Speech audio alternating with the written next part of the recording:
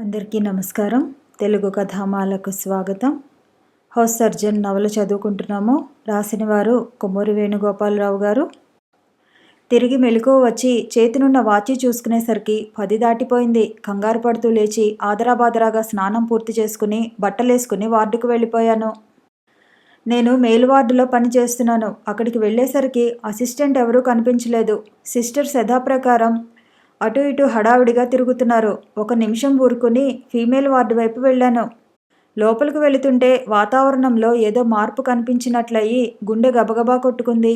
మరి 4 అడుగులు వేసేసరికి రాత్రి ఆమె పడుకున్న మంచం, పరుపు, ఎర్ర దుప్పటి లేకుండా బోసిగా కనిపించింది. సిస్టర్ అని గట్టిగా అరిచాను. డే సిస్టర్ నా పిలుపుకి ఏమనుకుందో పరిగెత్తుకు వచ్చింది. ఈ బెడ్ మీద ఉండే స్త్రీ ఏమైపోయింది? చాలా చిత్రం డాక్టర్. నేను డ్యూటీలోకి వచ్చాక 10 నిమిషాల పాటు నవ్వుతూ కనిపించింది. రాత్రి మీకు బాగా నిద్ర పట్టిందా సిస్టర్ అంటూ నన్ను పలకరించింది కూడా. ఏమైందో ఏమో కాసేపటికి ఒక వెర్రి కేక వినిపించి అంతా అటుకేసి పరిగెత్తుకుపోయాం. అంతవరకు నవ్వుతూ కలకలలాడిన ఆమె ముఖం వివర్ణమైపోయింది. శ్వాస కోసం నరకయాతన పడుతుంది. మేము కంగారు పడి అటు ఇటు పరుగులెత్తాం. ఒక్క డాక్టర్ కానీ హౌస్ సర్జన్ కానీ ఎవరూ కనబడలేదు.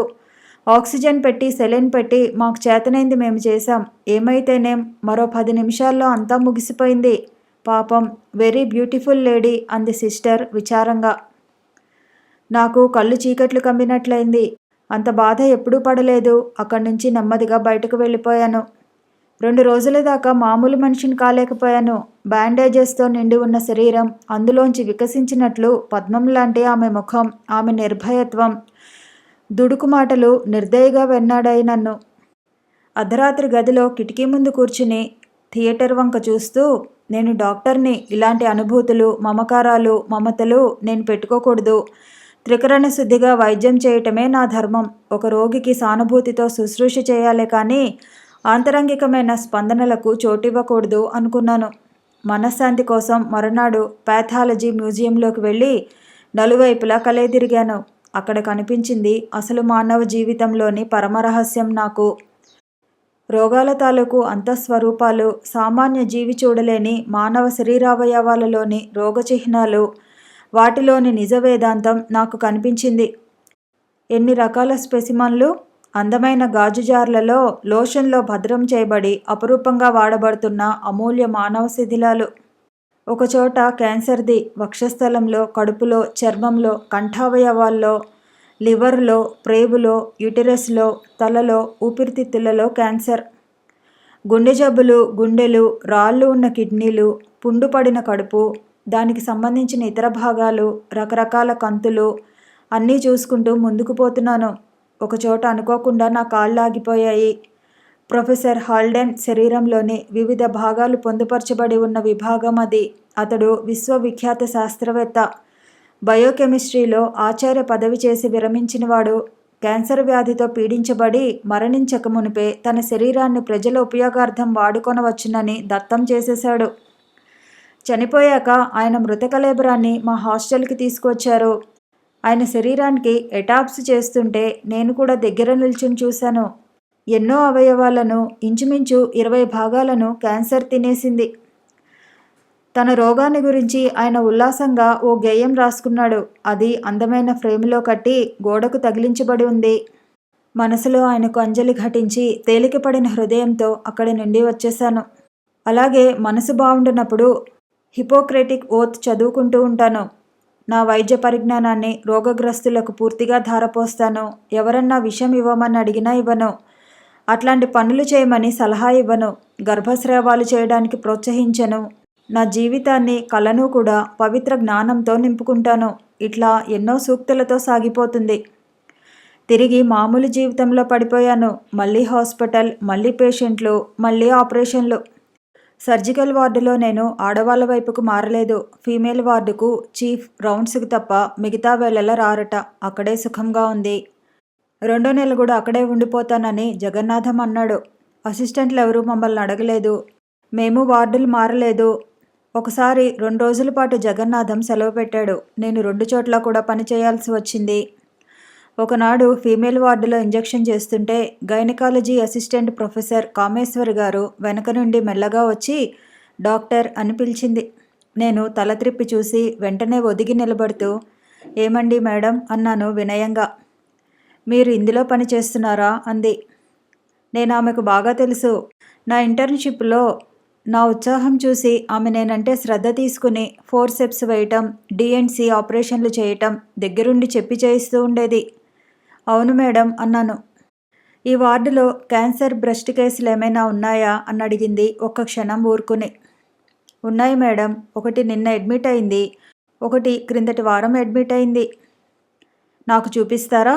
రండి అని కామేశ్వరి గారిని నా వెంట తీసుకువెళ్ళాను. 2 కేసులు చూపించాను. ఒకటి 3rd స్టేజ్, రెండవది 4th స్టేజి. థ్యాంక్స్, మీరు వెళ్ళి పని చూసుకోండి డాక్టర్ అని ఆమె దానిలో ఒకరిని పలకరించడానికి అన్నట్లు ఒక ఆమె భుజం పైన ఆప్యాయంగా చేయి వేసింది. నేను అక్కడి నుంచి వచ్చేశాను. వార్డంతా కలయదిరుగుతూ ఇంజెక్షన్లు చేస్తూ మధ్య మధ్య కామేశ్వరి గారి వంక చూడకుండా ఉండలేకపోయాను. ఆమె వారిని ఏవో ప్రశ్నలు అడుగుతూ వారు చెప్పేది శ్రద్ధగా వింటూ స్కిన్ కొంచెం పక్కకి లాగి వారి రవిక అవి ఊడదీయించి వక్షస్థలంలోని క్యాన్సర్ని ఎంతో శ్రద్ధగా పరీక్ష చేస్తోంది. కామేశ్వరి గారికి 40 ఏళ్లుంటాయి. మనిషి రూపసి, పచ్చగా సన్నగా పొడవుగా ఉంటుంది. కళ్ళజోడు పెట్టుకుంటుంది. ఆమె పెదవులెప్పుడూ అమాయకంగా చిరునవ్వు చిందుతూ ఉంటాయి. ఆమె అవివాహిత. కామేశ్వరి గారు చాలా సాధుజీవి. ఆమె అవివాహితగా ఎందుకు ఉండిపోయిందో తెలియదు కానీ ఎవరిని గురించైనా సరే చెడుగా మాట్లాడటానికి అలవాటు పడిన వారు కూడా ఆమెను గురించి కించిత్ మాట మాట్లాడటం నేను వినలేదు. ఆమె తరచు వేదాంత గ్రంథాలు చదువుతూ ఉండేది. దేవాలయాలకు వెడుతూ ఉండటం, ఆధ్యాత్మిక సభలకు వెళ్ళటం నేను ఎన్నోసార్లు చూశాను. విద్యార్థులకు క్లినిక్స్ తీసుకునేటప్పుడు కూడా ఎప్పుడైనా ఆధ్యాత్మిక చర్చ వస్తే కేసు గురించి ముచ్చటించడం మానేసి ఇహ ఆ చర్చను తలుచుకుంటూ వెళ్ళిపోయేది. ఓ అరగంట గడిచాక ఆమె పేషెంట్లిద్దరితోనూ మాట్లాడటం పూర్తి చేసి అక్కడి నుంచి నెమ్మదిగా వెళ్ళిపోయింది. మోకాళ్ళ వరకు వెళ్లాడే పొడుగాటి ఏప్రాన్ వేసుకుని చిన్న చిన్న అడుగులు వేసుకుంటూ ఆమె కదిలి వెళ్ళిపోతుంటే వెనక నుంచి చూడటానికి ఎంతో టీవీగా ఉంది. సిస్టర్ నా ప్రక్కకు వచ్చి నిలబడటం మొదట గమనించలేదు. ఎందుకునో ఆవిడ అప్పుడప్పుడు వచ్చి బ్రెస్ట్ క్యాన్సర్ కేసులు చూసిపోతూ ఉంటుంది అన్న మాటలు వినిపించినప్పుడు తల త్రిప్పి చూశాను. చాలాసార్లు వచ్చేవారా? నేను క్రిందటి నెలలో కూడా ఈ వార్డులోనే పనిచేశాను. 2-3 సార్లు ఆవిడ వచ్చి ఎంతో జాగ్రత్తగా బ్రెస్ట్ క్యాన్సర్ పేషెంట్లను పరీక్ష చేసి వెళ్ళింది. 3-4 నెలలుగా ఇలా జరుగుతోందని స్టాఫ్ చెప్పింది.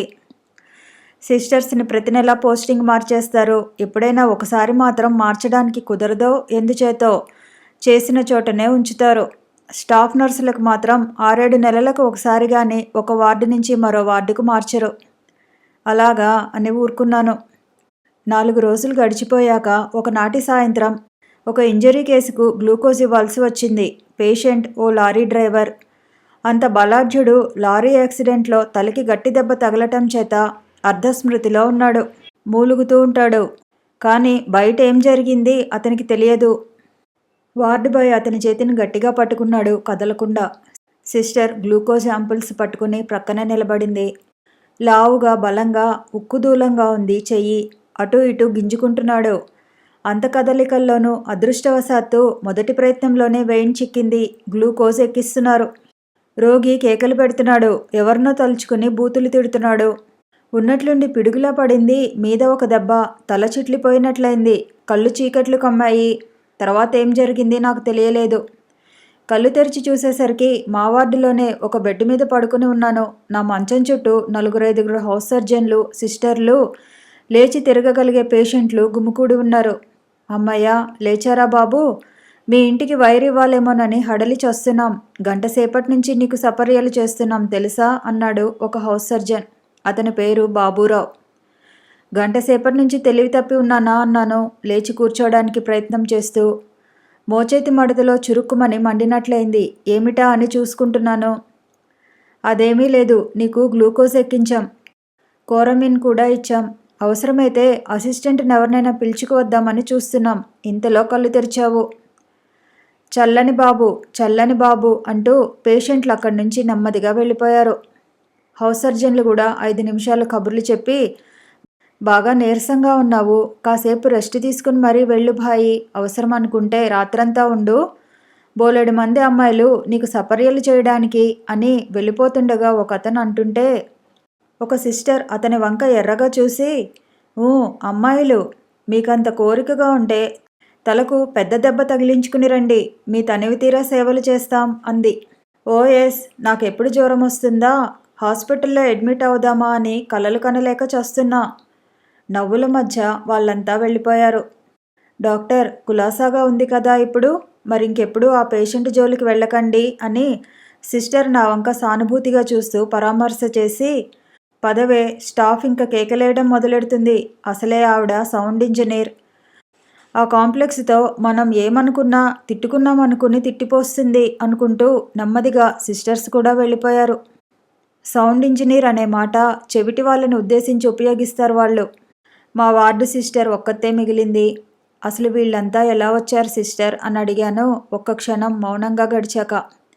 ఆమె మరికొంచెం దగ్గరకు వచ్చి నా ప్రక్కన నిల్చుంది. ఏముంది, ఆ పేషెంట్ బలంగా తన చెయ్యి విసిరేసరికి మీరొక ప్రక్క, వార్డు బాయ్ ఒక ప్రక్క పడిపోయారు. నేను చేతిలో యాంపిల్స్ వదిలేసి గాభరాతో బయటకు పరిగెత్తుకు వెళ్ళి కేకలు పెట్టాను. దాంతో ప్రక్క వార్డుల నుంచి సిస్టర్లు, హౌస్ సర్జన్లు పరిగెత్తుకు వచ్చారు అంటూ విడమర్చి చెప్పింది. వార్డు బాయ్ విషయం అప్పుడు జ్ఞాపకం వచ్చి, అన్నట్లు సహదేవుడికేమైంది అని అడిగాను. ముక్కు పగిలి నెత్తురు కారింది. కట్టుకట్టించుకుని సెలవు తీసుకుని ఏడుస్తూ ఇంటికెళ్ళిపోయాడు. సహదేవుడికి దెబ్బ తగిలినందుకు విచారం వేసింది. 1 నిమిషం మెదలకుండా పడుకుని ఇహ వెళ్ళిపోదామని లేచి కూర్చున్నాను.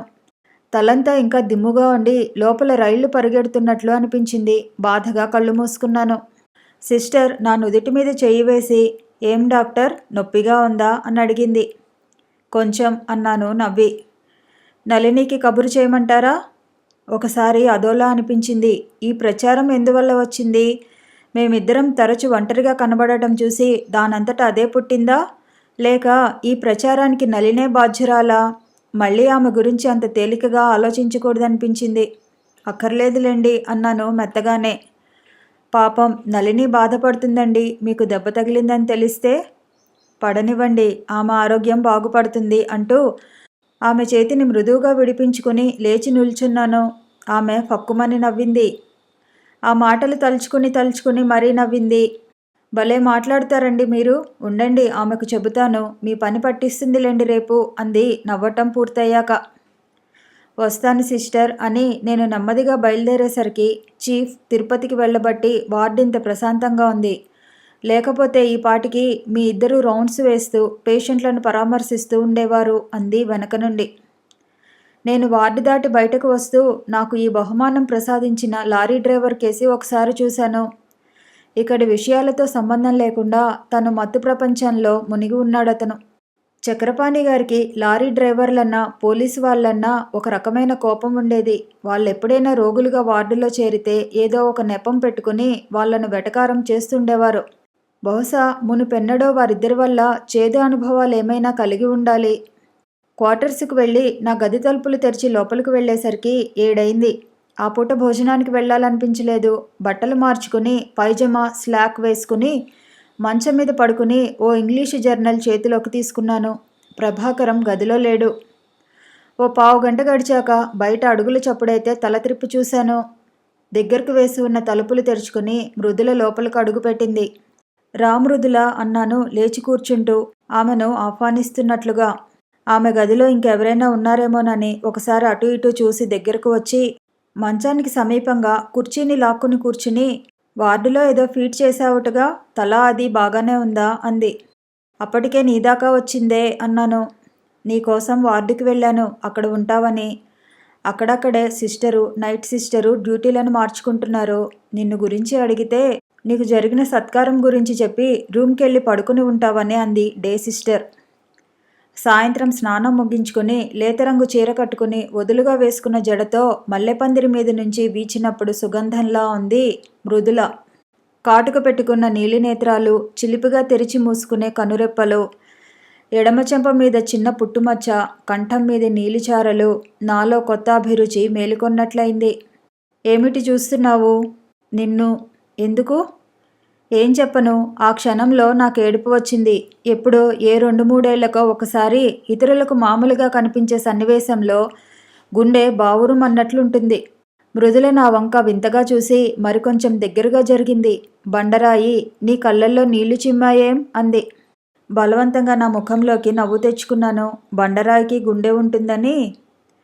గుండె ఉంటుందిలే. అయితే అది సిరలు ధమనులతో కనెక్ట్ చేయబడి రక్తప్రసారం చేస్తూ బండి సరిగ్గా నడుస్తుందా లేదా అన్న ధ్యాస తప్ప మరొకటి లేదు. ఆ రక్త కణాల్లో కొందరు కావాలనుకునేవి తొణికిసలాడవు. నా మీద ఇంత నింద వేస్తే ఎలా మృదుల? అంత బరువు మోయలేను. తప్పించుకోవాలని చూడకు. నీ మెడికల్ పుస్తకాల కన్నా బరువున్నాయా మా మాటలు? మృదుల నా కళ్ళలోకి గుచ్చి చూస్తూ అంది. నిట్టూర్పు విడిచి నేనన్నాను, తప్పించుకోవాలని చూడటం ఎందుకు మృదుల? నేను పిరికివాణ్ణే అయినా మరీ గిరి నుంచి పక్కకి పారిపోయేటంతటి భీరువును కాను. నా అసమర్థతను అంజలి ఘటించి ఒప్పుకోవడంలో ఎనలేని ఆనందం ఉంది నాకు. మృదుల ఒక నిమిషం మౌనముద్ర దాల్చి తర్వాత హఠాత్తుగా నవ్వేసి, ఏమిటి మన బాధ? ఇంతకీ మనం దేన్ని గురించి మాట్లాడుకుంటున్నాం అన్నది. నాకు నవ్వు వచ్చింది. ఎంత తేలిగ్గా వాతావరణాన్ని మార్చివేయగలది అమ్మాయి అనుకున్నాను. నీకు తగిలిన దెబ్బ గురించి చెప్పవేం? ఎలా ఉంది ఇప్పుడు? బాగానే ఉంది మృదుల, ఏ బాధ లేదిప్పుడు.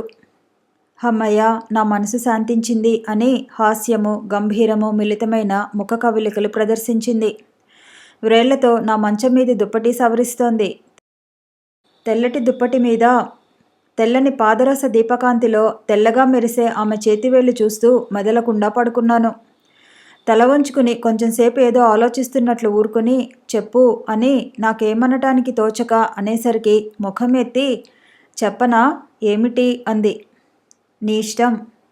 అలా కాదు, చూడు, నేను ఈ రూముకి రావటం నాకిదే తొలిసారి అన్న సత్యం నీకు స్ఫురించిందా? నేను తికమకపడి, ఎందుకు స్ఫురించదు అని అంటుండగా, మరైతే ఎప్పుడూ వచ్చే మనిషిని ట్రీట్ చేసినట్లు చేస్తావే? ఎలా ఉంది నా గది అని అడగాలి. బిస్కెట్లు, కాఫీ వగైరాలు సప్లై చేయాలి. ఏం మాట్లాడవే? బాగానే ఉంది నీ గది. మంచి గాలి, సౌకర్యాలు. నీ రూమ్మేటు ప్రభాకరం కదూ? కనిపించడేం? సాయంత్రాలు గదిలో ఉండటం అతనికి చిన్నతనమా ఏమిటి? జవాబివ్వటానికి సందివ్వకుండా గడగడా మాట్లాడేసింది మృదుల. సినిమాకు వెళ్ళాడేమో అన్నాను. ఒకడే వెళ్ళాడా, జతగా వెళ్ళాడా? ఏ నర్సునైనా తీసుకుని. అలా మాట్లాడకూడదు మృదుల. ఏం అంతా విడ్డూరంగా చెప్పుకుంటుంటే లేదు గాని నేనంటే వచ్చిందేమిటి? అతన్ని గురించి అంతా ఎంత విపరీతంగా చెప్పుకుంటారో తెలుసా?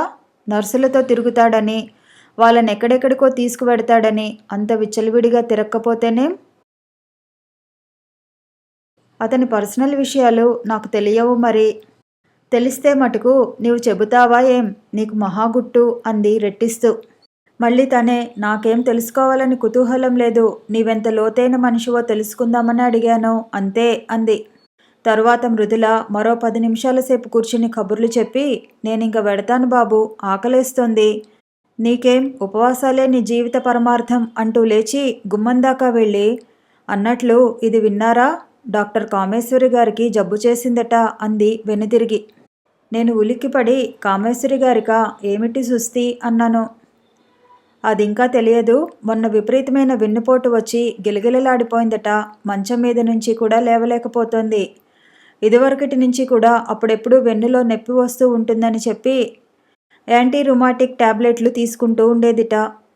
మన సూపరింటెండెంట్ ఇంకా సర్జరీ రాఘవన్ గారు కూడా కలిసి చూస్తూ ఇన్వెస్టిగేషన్స్ చేయిస్తున్నారు. నీకు తెలియలేదా? నీ ద్వారానే. పాపం చాలా బాధపడుతోందట. అంత ఉత్తమురాలైన లేడీ డాక్టర్ని నేను చూడలేదు అని మృదుల విచారం వెలిబుచ్చి, వీలు చూసుకుని ఒకసారి వెళ్ళి చూసి వద్దాం అని చెప్పి వెళ్ళిపోయింది. నా మనసంతా వికలమైపోయినట్లయింది. వేదాంత స్వరూపిణిలా గోచరించే డాక్టర్ కామేశ్వరి గారి రూపమే నా కళ్ళెదుట సాక్షాత్కరించింది. నా మనసులో ఏదో పాడు అనుమానం పొడుసూపింది. ఆ అనుమానాన్ని బలవత్తరంగా అవతలకు నెట్టివేస్తూ మనసుని నిర్మలంగా ఉంచుకోవడానికి ప్రయత్నించాను. ఆ రాత్రి చాలాసేపటి వరకు నిద్ర పట్టలేదు. తర్వాత కొన్నాళ్లకు సర్జికల్ పోస్టింగ్ అయిపోయి గైనిక్ వార్డుకు వచ్చాను. రంగయ్య గారిదంతా వింత ప్రవృత్తి. మేమిరువురం కలిసి ఎన్నోసార్లు రాత్రిళ్ళు రౌండ్స్ చేశాము. ఒకసారి ఆయన కుమారుడి కోసం పోలియో వ్యాక్సిన్ ఎక్కడి నుంచో లారీలో తెప్పించుకుంటూ ఆ లారీ కంపెనీ ఏదో సరిగ్గా తెలుసుకోకపోతే ఊళ్ళో ఉన్న లారీ కంపెనీలన్నీ ఆయన కారులో తిరిగి చివరికి సాధించాం. ఇంత సన్నిహితంగా సంచరించినా నా పేరైనా ఆయనకు తెలుసో లేదో అనుమానమే. ఇతరుల గురించి అంత పట్టించుకోకుండా ఉంటారు. ఒకసారి మాత్రం ఆయన నన్ను చిన్న మాట అనడం సంభవించింది. ఒక పోలీసు కేసుకు ఆపరేషన్ చేశాక చాలా కాంప్లికేషన్స్ వచ్చి చావు బతుకుల్లో ఉన్నాడు. ఎప్పటిలాగే రంగయ్య గారు అతని బెడ్ దగ్గరే పీఠం వేసి కూర్చుని అతన్ని బ్రతికించడానికి విశ్వప్రయత్నం చేస్తున్నారు. ఉన్నట్లుండి నన్ను దగ్గరికి పిలిచి, నిన్న బ్లడ్ యూరియాకు పంపించమన్నాను, రిపోర్ట్ వచ్చిందా అని అడిగారు. ఆయన నిన్న నాకు ఆ విషయం చెప్పలేదు. అయినా అట్లా అని బయటకు చెప్పక, పంపించలేదండి అన్నాను తల వంచుకొని. ఎందుకు పంపించలేదు? అసలు కేసు ఇలా సీరియస్ టర్న్ తీసుకున్నప్పుడు ఆ విషయం మీకే తట్టాలి. తట్టకపోయినా నేను చెప్పినప్పటికీ పంపించకపోవటం క్షంతవ్యం కాదు అన్నారు. నేనేం మాట్లాడలేదు. మనసులో చెప్పరాని బాధ కలిగింది. 3-4 రోజుల వరకు ఆ బాధ చెరిగిపోలేదు. గైనిక్ వార్డులోకి వచ్చాక 2-3 రోజుల వరకు ఏ పని లేనట్లు అనిపించి కొత్తగా ఉండేది. గైనిక్, యాంటీనేటల్ అంతా కలిపి మొత్తం 18 హౌస్ సర్జన్లు ఉండేవారు. డాక్టర్లు ఎక్కువ, పని తక్కువ. ప్రతివారు ఆపరేషన్ అవకాశాల కోసమని ఓపిగ్గా కాచుకుని కూర్చునేవారు. ఎక్కువగా స్టెరిలైజేషన్, డిఎన్సి ఈ రెంటికి అవకాశం ఉండేది. మిగతా వాటికి అసిస్ట్ చేయటమే. ఓపీలో పనిచేసేటప్పుడైతే ఓపీ చీటీ తీసుకుని పక్కన నిల్చోవటం, అసిస్టెంట్ పీవీ చేసి డిక్టేట్ చేస్తున్న ఫైండింగ్స్ని గబగబా రాయటం. లేకపోతే యాంటీనేటల్ ఓపీ అయితే కడుపు నొక్కి ఎన్నో నెలలో చూడటం, బీపీ చూడటం. ఇది హౌస్ సర్జన్ పని. కొంతమంది అసిస్టెంట్లు, డాక్టర్ ఎంతసేపు మేం చెప్పే ఫైండింగ్సే రాసుకుంటూ పోతే మీకు పీవీ చేయటం ఎలా వస్తుంది? మీరు కూడా చేయాలి. రేపు ఏ పీహెచ్సిలోనో ఉద్యోగంలో చేరితే ఆ పల్లెటూరి హాస్పిటల్లో మీకు సలహాలు చెప్పేవారు ఎవరుంటారు? మీకు మీరే సర్వాధికారి. అన్నీ మీరే డయాగ్నైజ్ చేసుకుని ప్రొసీడ్ అవ్వాలి. రండి, పీవీ చేసి మీ ఫైండింగ్స్ చెప్పండి అనేశారు. పాపం కొంతమంది ఆడవాళ్ళు సిగ్గుపడేవాళ్ళు. అయినా గవర్నమెంట్ ఆసుపత్రిలో ఉచిత వైద్య సౌకర్యం పొందాలంటే ఇవన్నీ భరించక తప్పదు. ఒక స్త్రీ పరీక్ష చేయించుకోవాలంటే ఎదురుగా 10 మంది నిలబడతారు. ఓ ఆడది ప్రసవిస్తుంటే అది గమనిస్తూ చుట్టూ 20 మంది. ఇష్టపడాలి, తప్పదు. ఒకసారి అసిస్టెంట్ సుశీల గారు రౌండ్స్కి వచ్చేసరికి నేను కేసు షీట్ పూర్తి చేస్తూ కనిపించాను. మిగతా వాళ్ళంతా ఏమయ్యారని ఒక్కొక్కరి గురించి పేరు పేరున అడిగింది. కాఫీకి వెళ్ళారనుకుంటాను మేడం అన్నాను.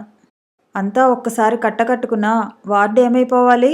సరే, రేపు థియేటర్ రోజు కదూ, మిగతా వాళ్ళెవరికీ ఛాన్స్ ఇచ్చేది లేదు. మీరు ఉదయం 8 కల్లా వచ్చేసి సిద్ధంగా ఉండండి అంది. అలాగే మరునాడు 8 కల్లా థియేటర్ డ్రెస్ వేసుకుని లోపలికి వెళ్ళాను. ఆ వెళ్ళటం మధ్యాహ్నం 1 గంట వరకు బయటకు రావటం పడలేదు.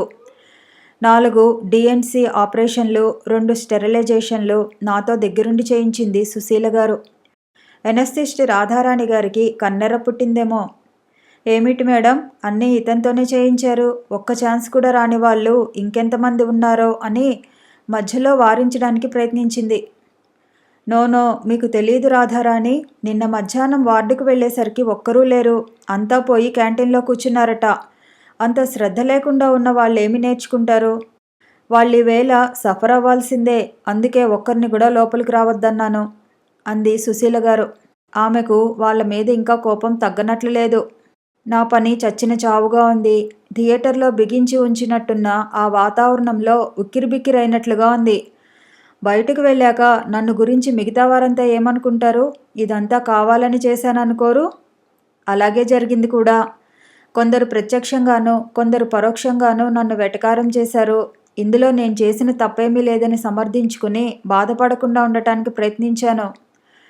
మా హాస్పిటల్లో పోస్ట్ గ్రాడ్యుయేట్ విద్యార్థులు లేరు కాబట్టి కొంతవరకు నయమే. వచ్చిన కాసిన అవకాశాలను వారు గ్రద్దల్లా తన్నుకుపోతారు. పోతే సీనియర్ హౌస్ సర్జన్లు ఉన్నారు అక్కడక్కడ. హౌస్ సర్జన్గా చేసి సంవత్సర కాలము అయిపోయాక తమకు అభిరుచి ఉన్న శాఖలలో పొడిగిస్తారు. వారి బెడద రెగ్యులర్ హౌస్ సర్జన్కు కొంచెం ఎక్కువగానే ఉంటుంది. ఒక్కో వార్డులో 2 నెలల కంటే ఎక్కువ ఉండరు కదా వాళ్ళు. ఆ కాస్త కాల వ్యవధిలో వచ్చే కొద్దిపాటి సర్జరీ అవకాశాలను సగం వాళ్ళు కబలించి వేస్తూ ఉంటారు. కామేశ్వరి గారు లేని గైనిక్ వార్డ్ కళావిహీనంగా కనిపించేది. మృదుల తర్వాత కొన్నాళ్లకు వివరాలన్నీ కనుక్కొచ్చి నాకు చెప్పింది. ఆమె మంచాన పడిపోయి విపరీతమైన వెన్నుపోటుతో బాధపడుతుంటే కారణం కనుక్కోలేక మా హాస్పిటల్లోని కొమ్ములు తిరిగిన డాక్టర్లందరూ సతమతమయ్యారట. ఎక్స్రే తీస్తే వెన్నుపూసలో సెకండరీస్ ఉన్నాయి. బాధకు కారణం తెలిసింది. అయితే వాటి పుట్టుకకు కారణమైన ప్రైమరీ ఎక్కడా? కారణం పోల్చుకోలేక వాళ్ళు తల బద్దలు కొట్టుకున్నారట 2 రోజులు. వారి అవస్థ చూసి కామేశ్వరి గారు నవ్విందట. ఆఖరికి ఎందుకలా బాధపడతారు? నాకు బ్రెస్ట్ క్యాన్సర్. ఇహ నన్ను వదిలి దయ ఉంచి మీరంతా వెళ్ళిపోండి, మీకు పుణ్యం ఉంటుంది అన్నదిట. వాళ్ళు వెళ్ళలేదు. ఆమెను నఖశిఖ పర్యంతం పరీక్షించడం మొదలుపెట్టారట. అందుకే మీరంతా నన్ను ఇలాంటి అసహ్యానికి గురిచేసి పీడిస్తారనే ఇన్నాళ్ళు ఎవరికీ చెప్పకుండా దాచాను. అసలు ఈ రహస్యం ఎవరికీ తెలియకముందే ఉద్యోగం రిజైన్ చేసి ఏ ఋషికేశ్కో వెళ్ళిపోదామనుకున్నాను. నా కర్మకాలి ఈ లోపలే మంచాన పడిపోవాల్సి వచ్చింది. ఈ వ్యాధి నాలో అంకురించిందని ఎప్పుడో గుర్తించాను. ఈ వ్యాధితో బాధపడే ప్రతి ఒక్కరూ నా మనసుని దోచుకున్నారు. వారందరితో చెలిమి చేశాను. వారే నా స్నేహితులు. అంతకు తప్ప నాకు కావలసిన వాళ్ళు ఎవరూ లేరు. ఎందుకు నా గురించి మీరంతా శ్రమ తీసుకుంటారు? నేను మీకెవరిని? ఆసుపత్రిలో రోజు ఎంతోమంది మరణిస్తుంటే మీరు వ్యక్తిగతంగా తీసుకుని బాధపడతారా? నా గురించి అలానే భావించండి. వెళ్ళిపోండి, మీరంతా వెళ్ళిపోండి ప్లీజ్ అని ప్రాధేయపడిందట. కానీ వాళ్ళు వెళ్ళిపోలేదు. హైదరాబాద్ క్యాన్సర్ హాస్పిటల్లో చేర్చాలని పట్టుబట్టారట. నాకు ఇష్టం లేని పని నాతో ఎలా చేయించగలరు? అక్కడ నన్ను నరకయాతన పెడతారు. రేడియం థెరపీ అంటారు, డీప్ ఎక్స్రే అంటారు. ఆ బాధ నేను భరించలేను. నన్ను ఇలాగే ఉండనివ్వండి, నా ఇష్ట ప్రకారం నన్ను బ్రతకనివ్వండి అంటూ ఘోష పెట్టిందట. కానీ ఆమె పంతం చెల్లలేదు. బలవంతాన ఆమెను హైదరాబాద్ తీసుకువెళ్ళి క్యాన్సర్ హాస్పిటల్లో చేర్పించారు. కామేశ్వరి గారు గుర్తు వచ్చినప్పుడల్లా ఏదో వైరాగ్యం ఆవహించినట్లుంటుంది. ఆమె మరో సంవత్సరం పాటు ఉద్యోగంలో ఉండి చీఫ్ అయిపోయేవారు. కథ కొనసాగుతుంది. మళ్ళీ కలుసుకుందాము. ఈ వీడియో నచ్చితే లైక్ చేయండి, షేర్ చేయండి, కామెంట్ చేయండి, ఛానల్ని సబ్స్క్రైబ్ చేయండి.